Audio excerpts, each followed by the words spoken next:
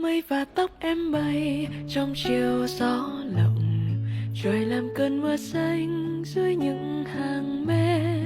Em cùng lá tung tăng như loài chim đến và đã hò giữa vô nhà, ôm cuộc sống trong tay bên đời quá rộng.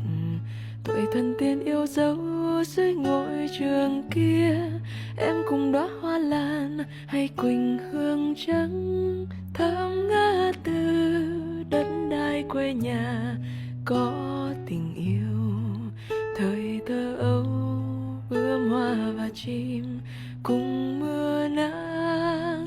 Em đứng bên trời tự do, yêu đời thiết tha bao đường phố em qua.